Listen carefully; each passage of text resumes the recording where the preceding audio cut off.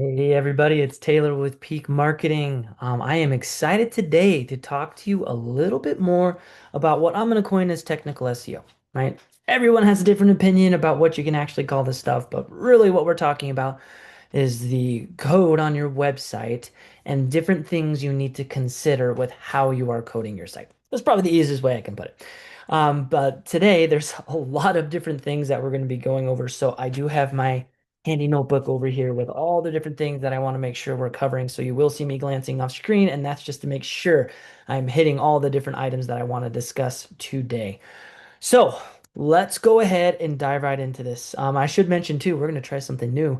We're going to do a lot of this on the fly. I haven't really planned out what sites I want to look at beforehand, and we're all just going to go through this together. So I'm really curious to see how this ends up. First, we are going to talk about crawlability and indexation. So, with crawlability and indexation, it's just how it sounds. If Google can't crawl your site and index it into its search engine, no one is going to find you. So, this is extremely important to make sure that you are considering are people able to find not just your site, but different pages on your website as well. So, one of the first things we're going to be looking at is what we call site structure. Okay. And what we're really talking about is how have you set up your URL structure and how does your menu look? Is it easy for people to get to different pages on your website? So let me go ahead and get my screen shared and we're going to go over a quick example together. So let's go ahead and take Eldabe Ritter and let's just grab these guys as an example. Okay. So, generally speaking, right, most people are going to end up on your homepage. Not always the case, but a lot of people are going to end up on your homepage. The very first piece of your site structure is going to be your menu. So, think about the most important pages to you on your website, and you want to make sure you include those items in your menu. So, for example, for a law firm, it's going to be extremely important that you include a practice areas page. Okay, we want to make sure that we have a drop-down menu that goes through some of the more important areas that you want people to know that you can service and help them in. Now, keep in mind, there is a limit, right? We don't want to have this menu going all the way down, so you have to scroll to be able to see all the different items. So that's why you see here something like a see all practice areas button. This is just to help the site structure. Okay, we don't want it to be a bad user experience where everything is listed out and it's hard to get to anything that you really want to look for. But a really good example here, okay, if we click here into car accidents, if you look up here at the URL, we're looking at Eldabe Ritter, so the erlawyers.com, and then we have practice areas, which is the page, the parent page of this car accident page, and then we have car accident lawyer. Okay, so that's what we're really talking about with the structure of the site. There needs to be a rhyme and a reason to the order that is happening there. Okay, so it's again just really important that people can intuitively be able to go through your site. Don't just throw up these pages on your website willy-nilly and just hope that everything kind of comes together well. Plan this out, think about it, and make sure that you have a good structure to your website. Okay, next, let's talk a little bit about XML sitemaps.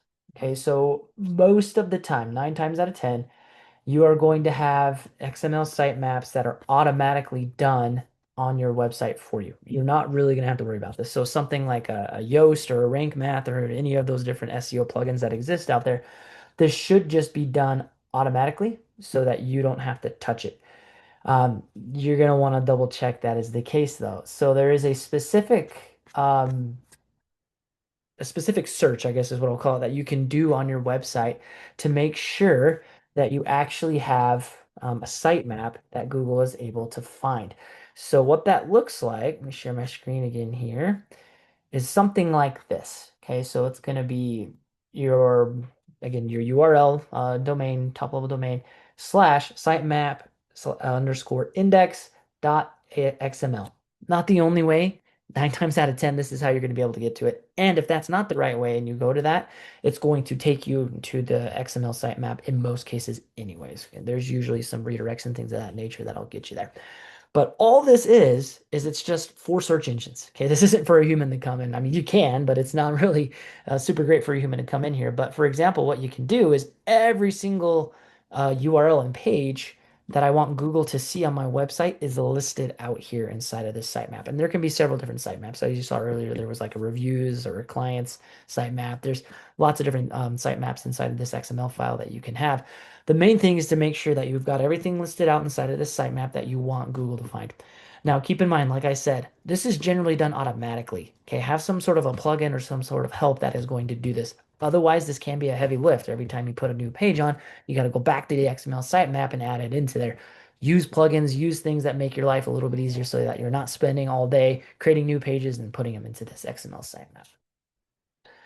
Okay, next piece we're going to talk about here is broken links. Okay, so this is the most common thing that people understand, but broken links really impact crawlability and how much Google is going to trust your site. If you're wasting some of their resources crawling a link on your site that is broken, whether it's on your site or someone else's site, Google is not going to like it. Okay, it's going to impact how well you're going to be ranking and how much of your site they're going to spend resources on crawling if they keep hitting broken link after broken link. So there are several different ways to be able to do this, but if you just go into Google and type in broken link checker, there are a plethora of free tools out there that you can use to be able to check your site for some broken links. You can also get into Search Console and it will show you any of the links on your site that are also broken inside of the reports that they have in there. At the end of the day, check it. Hey, have a process in place where at least once a month you're going through your website using these tools, however you want to do it, to be able to find the broken links that exist and then get them fixed. Whether that's changing it out to put a different link in there so that it's pointed to a source that isn't broken, or using a 301 redirect to be able to push them when someone clicks on that link to a different page instead of just a 404 page. Last piece that we will talk about here is internal linking. So really with internal linking, let's pull up a client here out of New Jersey, Anthony Carbone. We go Anthony Carbone Law, NJ. So with internal linking, it's really just links that you build on your own site and you point them to different pages. This just helps Google's bots crawl the site. Okay, it makes it easier for them. And there's other factors that are coming into play with this as well that we can talk about later. But when we're talking about crawlability and indexation, it really just helps Google crawl your site more easily and be able to get to all the different pages on the website. So for example, a lot of times this is done through a blog. So if you come to a blog and you've ever seen when someone's linking to their own page, so right here, Law Offices of Anthony Carbone, and that takes us back to the homepage. And it's just an easy way for Google's bots to get to another page on your website. Now they can crawl the homepage. And obviously on the homepage, you're going to have all sorts of links that are going to be on here that Google can then also go to. So again, it's all about helping Google's bots be able to crawl your website so it's easy for them and they don't have to use a ton of resources crawling your website. Okay, next, let's go ahead and talk a little bit about site speed. So for simplicity's sake, what I like to use whenever I'm looking at site speed is what's called Google Page Speed Insights. So here is how you can get to that. Just go to Google, type in Google Page Speed, Google Page Speed Insights, whatever, right? It's going to be this particular URL right here though, web.dev, and it's going to be Page Speed Insights. If you click on that, it's going to take you to a screen that looks something like this. And what you're going to want to do is just plug in your URL. So let's take Anthony's website here real quick. Let's plug it in so that we can see what kind of a page speed score he's going to have. So it's going to crawl the website, and spoiler alert, it's going to go over something that we're going to talk about next, which is Core Web Vitals first, so that it's going to give you a pass or fail metric here that you're going to be able to see. But what we're really curious about right now is our site speed. So this is going to take it just a second to be able to run this test. But what's going to end up happening is it's going to give us a score. So here you can see that score. It's a 96 out of 100. And then Google does have these little color coding things here at the bottom that tell you, hey, based on what score you get, like this is how we kind of feel about it. Don't get too hung up on the color coding. Like if you're in the red, then sure, it's probably an issue. If you're in the yellow, I wouldn't stress about it too much. But theoretically, if your site is really well optimized and it's really fast and you're in the green on this score, it's going to help your SEO. Now, again, it's one factor. Okay, don't get so hung up on this that you spend all your time trying to get a perfect score in site speed. There's going to be other things that you're going to want to focus on, but this can help your SEO out and help you rank better. If your score tends to be low, and even with our high score here that you can see, there are still things that Google will list out and say, hey, if you want to improve your score further, here are some elements that you should go through and get fixed on your website. This is when it's handy to have a developer in your corner because a lot of these things, it would take a lot of time to be able to go through each one, understand what it is, and then figure out how to also get it fixed on your website. It's going to be more time efficient just to hire a developer to be able to help you out and knock out all these items so that you can boost that score up a little bit higher. Okay, a couple of quick things though, or quick tips I can give you that you can do yourself rather than trying to dive into all of these things individually. Generally, the biggest culprits of site speed and reducing that time so that's it's too high are things like file size. So if you have files on your site that are bigger than like a megabyte, then it's gonna slow down the site, especially if you have multiples of them. So you want to be able to compress files properly, so that they can be smaller in size while not damaging any of the quality. Same goes for your images. Make sure that you're using something to shrink the file size of your images so that rather than having a 500 kilobyte image, you can have something that's closer to like a 50 kilobyte image. And a tool that you can actually use to do that is something like this called Teeny PNG. You just take your file, slap it in there, and then it's going to compress that down to be as small as it can be. You don't need to necessarily go crazy with this, but you can put the image in there multiple times and it will continue to compress it as much as it possibly can. But doing it once, I've found, is more than sufficient to be able to shrink down the size of these images just a little bit to help increase that site speed. So you can really just go in, like if you're using something like WordPress, go into your media side of your site, go through each and every image, pull them out, put them into this tool, re-upload them, get rid of the bigger images so that you have the compressed files, and that's going to help out your site speed quite a bit. Another thing that you can use is what's called lazy loading. So there's plugins that you can use that are going to help out with this, but essentially all it's doing, it's going to load the immediate thing that a user is going to see when they first come to a website. And then as you scroll, since we already came to this page, it's not going to do this for us. But as you scroll, you'll see elements that'll start to load as you scroll down the page. So it won't load the entire page immediately, hence lazy loading, because it's not doing it all at once. They're just procrastinating. But as you scroll down through the page, more and more elements will start to load, and that really helps your site speed out quite a bit. Again, there's plenty of plugins out there that you can use. So go into the plugin library and type in lazy loading, and you'll find a ton of them that'll come up for you. All right, let's talk about CDN. Okay, so this is something that, again, in most cases is automatically going to be put up on your website. So, like if you're using WordPress, a lot of times it's just going to be there. Your hosting provider also is going to more than likely use some form of this. However, if your site speed is being hurt and it's not as high as you would like, you could look into this to be able to help boost your site speed just a little bit more. Essentially, a CDN is just where we can cache data on what are called edge servers. And I'm not going to pretend to be a total expert in this. I have a very loose understanding of this. But essentially, there's going to be edge servers that are closer to your user. So all across the United States and across the world, there's going to be these different servers that these CDNs can pull from and cache your website in them. So that when a user comes, rather than having to go all the way back to home base for your main server, it can find one of these cache edge servers, pull the cache information more quickly, and it helps load the information for that particular user faster. There are several different CDN providers that exist out there. The most common one that you've likely heard of is Cloudflare, but there's Amazon CloudFront. Microsoft has some. There's tons of these things that exist out there. My recommendation and one that I've seen used the most is Cloudflare.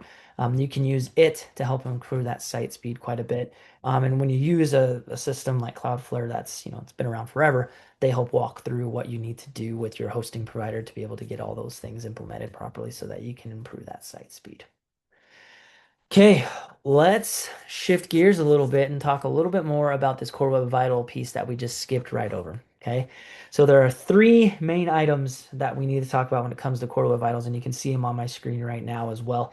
But there is largest contentful paint, interaction to next paint, and cumulative shift. Okay, so each of these items are what Google has termed as the core web vitals. Now, there are multiple web vitals that we could really consider and try to manipulate to be able to improve our score. These are the ones that Google wants us to focus on the most, hence why they have a pass-fail test here to show you whether you're doing good enough for what they would want a user to be able to see on your site. Largest contentful paint. Okay, that's the amount of time it takes to load the largest piece of content on your website. 9 times out of 10, that's going to be some sort of an image when you first go to a page. right? If you got a video or some other type of interactive guide, then potentially that could make those be the largest contentful paint. But generally, it's going to be some sort of an image on your site that's going to be the thing that's going to slow it down the most. So what you're going to want to do to improve this side of your core web vitals. So if you came in here and you saw red over largest contentful paint, and we're actually getting really close to an area where I would say, hey, we might want to check on this and be able to improve this a little bit. Then the main culprits are going to be, again, oversized files, uncompressed images, and bad hosting as well can be something. So if you're just using like GoDaddy hosting or Bluehost or something like that, and it's a really cheap plan, saving a few bucks is going to be impacting your rankings. So you may want to pop for a little bit better hosting plan or use something like WP Engine. They're fairly affordable. I mean, you're talking 30 to 50 bucks depending on the type of plan that you want to use with them. It's optimized for WordPress, so it works really well to help improve the speed score and get you to pass the Core Web Vitals, especially with something like the largest contentful paint. Next piece is the interaction to the next paint. This is from the time from when a user interacts with a page till the browser shows up the next frame. Okay, so generally the biggest culprit with interaction to the next paint is going to be the JavaScript that you're using on your website, and this can be something that comes with your plugins that you're using. So generally, what I say is take a look at your plugins. Are there plugins in there that you don't need? Get rid of those first. And then if that's not enough to help improve your score to where you want it to be, then you might want to have a developer come in and check the JavaScript on your website, see if there's bloat or unnecessary JavaScript that's sitting there on the website and be able to pull that off and make the site just run more efficiently from that front. Last piece is the cumulative layout shift. Now, the best way that I can explain this is, especially if you use lazy loading, this can happen. But as the site loads new elements, maybe it finds an image and now it starts to load that and it pushes this image over because it thought that image wasn't there initially. That's the shift that it's talking about. Whenever you see a new item load and it pushes something over. The distance is what Google is really measuring for this community layout shift. Okay, and there's like a particular formula that they use and everything to be able to understand what's going on here. But at the end of the day, all we're really needing to worry about is the CSS on our website. So again, some plugins can have an impact on this, but this is where it can be handy to have a developer get in there to the CSS of your site, see if, again, if there's bloat, if there's unused CSS, things that can be removed to help reduce that cumulative layout shift if it is an issue. I would say generally this isn't a huge issue for most websites, but it can depend on the different elements that you have on there. So if you do find yourself failing the cumulative layout shift piece of the Core Web Vitals, then you're going to want to have a developer help you out more often than not with the CSS on your website. Okay, next piece we're going to talk about mobile friendliness. So let's quickly talk about why this even matters. But with mobile friendliness, uh, most searches nowadays, whether it's through Google, through ChatGPT, through whatever, are done on a phone, okay, on a smartphone of some sort that has an internet browser with it. Now, that's not to say people aren't using desktop and you shouldn't have your site optimized for desktop as well. But more often than not, people are going and using a mobile browser to be able to search information online. Now, because of that, we want to make sure that we are having a mobile friendly site. Now, what you can do is actually within this same test here, you can see there's mobile and desktop. So if your site's going to be mobile friendly, right, it's going to be passing the Core Web Vitals assessment for mobile, and it's going to have a high performance score. Generally, your desktop score is going to be higher than your mobile score. Um, Not entirely sure why that is. I'm sure a developer could tell you why that's the case. But usually you don't have to worry about your desktop score so much when it comes to this particular test. But your mobile score, if you go through and you try to improve everything we were just talking about, your site's going to be more mobile friendly. It's going to load better on a phone.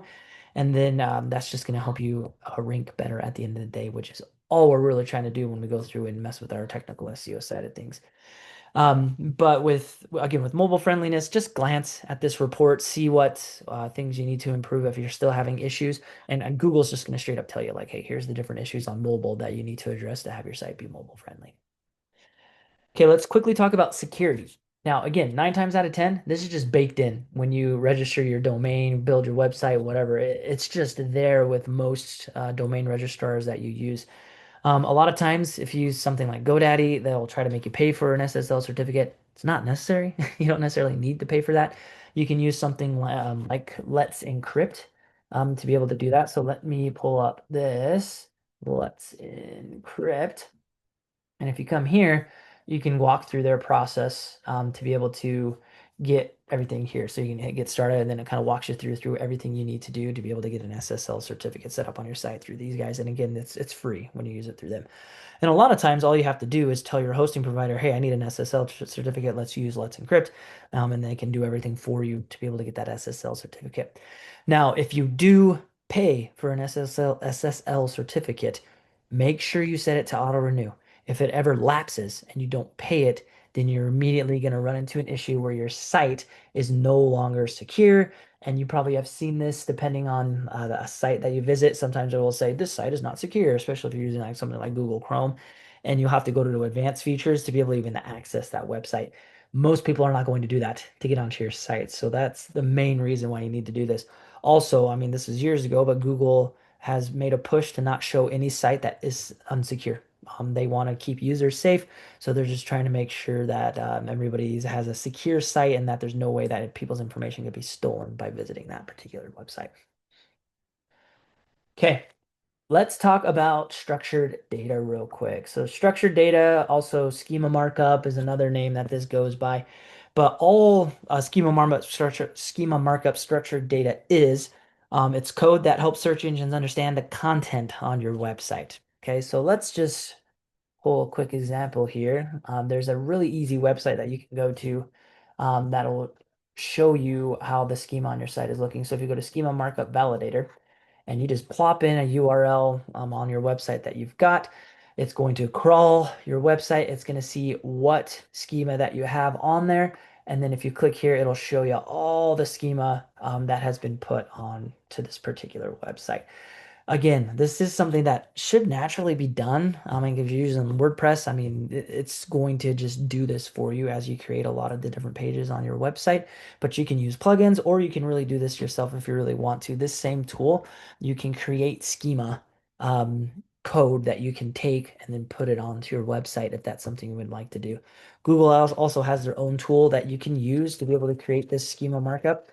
And you can use AI with like ChatGPT or Claude or something like that, and it will also create this for you. It's not hard, but again, don't necessarily get hung up or get told the lie that, man, the more schema you have, the better you're going to rank. No, it's not something you necessarily need to lose your shirt over or get too excited about. Yes, it's important to have, but just double check it. Like we did with this particular client, it's like, okay, it's already there, right? And when we don't necessarily need to stress out more about it to be able to add all these different types of schema because it's magically going to help us rank better. Just make sure that you have some on your website. All right, last piece that we're going to talk about here when it comes to technical SEO is duplicate content. So the way I like to check duplicate content is by using a tool called SiteLiner. For the most part, if you have a smaller website, this is going to be something that is free. So you can just come to siteliner.com, slap it into this tool and get your URL in there. It'll start a scan, and this takes a minute, so we're not going to necessarily sit here and look through all this. But what it will do is it'll show you right down here and give you a percentage of duplicate content. Now, keep in mind, obviously, unique content is what we want. Common content is okay as long as it's not like a huge percentage. I mean, if we're talking like more than 50% of your content is common, then maybe we want to make sure that we're reducing elements on our site. So maybe if you have like a header and a footer that are really large and that's causing a lot of common content, maybe we want to think about shrinking that down a little bit. But really what we're interested in is duplicate content. So what this will do is it'll show you, hey, like for example, on this particular page, it's showing that a massive amount of the content on here is the exact same across multiple pages on our website. So we want to go in with this content and say, okay, well, for this particular piece, apparently we use this in a lot of different places on the website. We'll want to rewrite that and change that up so that it's not straight duplicate content, because what ends up happening with duplicate content is Google is going to either A, not even show you in search results because you have this same content across multiple pages of your website, or B, it's going to suppress you in search results, meaning that you're just going to be further down, maybe on page 4 or 5 or something instead of on page 1 where you could be because of this duplicate content that you have on your website. So again, use SiteLiner, go through, and then obviously to get this fixed, you just have to go through and rewrite different sections of your website so that you're not having the exact same content across multiple pages. Okay, so that's what we're gonna cover today for technical SEO. Obviously, there are several things that you can talk about and cover when it comes to the technical side of SEO. These are the things that I deem the most important for our clients that we look at, that we work on and optimize for our clients, because we've seen that they tend to have a decent impact on rankings. Now, again, you talk to someone else, they're going to say, "Hey, here's the things that we're going to want to focus on." There's going to be some varying opinions. However, the main categories that we just talked about right now are the main items that everyone's going to talk about that need to be addressed. Everyone has a slightly different opinion on how those things can be implemented, though. Okay, as always, if you have questions, please hit the contact button and reach out to us. We're more than happy to go over and do a technical audit for you and be able to show you some things that you should be keeping in mind when it comes to your technical SEO. Thanks.